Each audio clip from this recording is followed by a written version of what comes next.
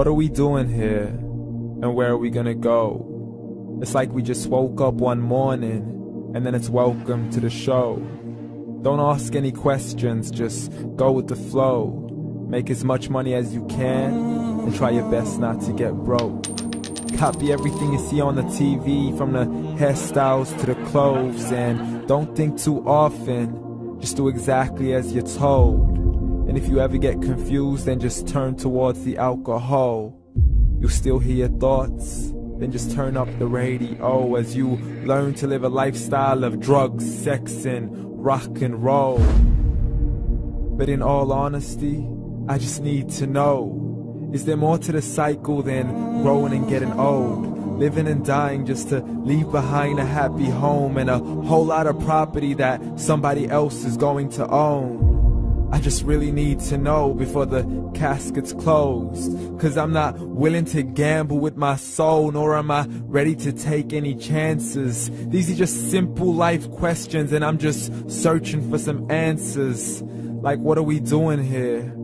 And what is our purpose?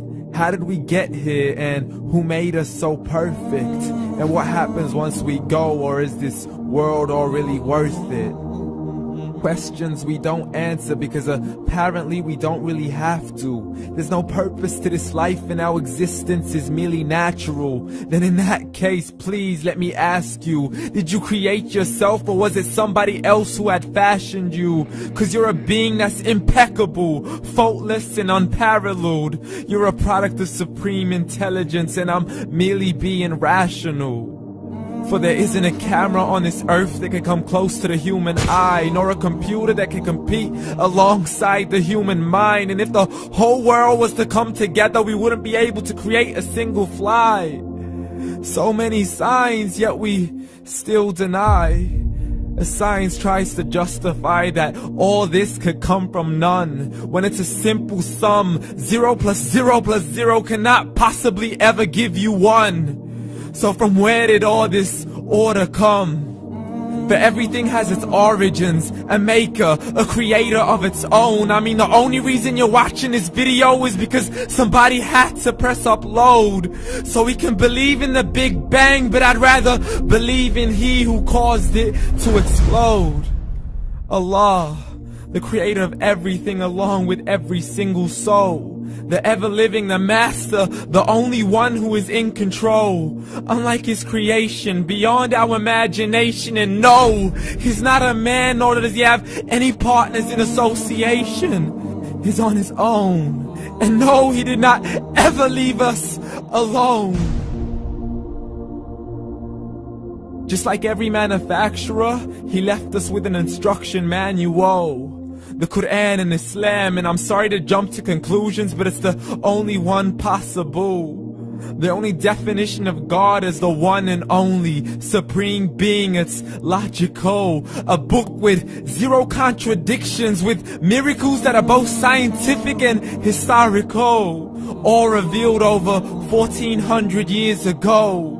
Like the detailed description of the human embryo. The descriptions of the human embryo in the Quran cannot be based on scientific knowledge in the 7th century. To the mountains as pegs holding firm the earth below, and the 2 seas that don't mix in a complete separate flow. To the planets in orbit, alternating night and day as they stay in flow. The expansion of the universe and the creation of everything from H2O.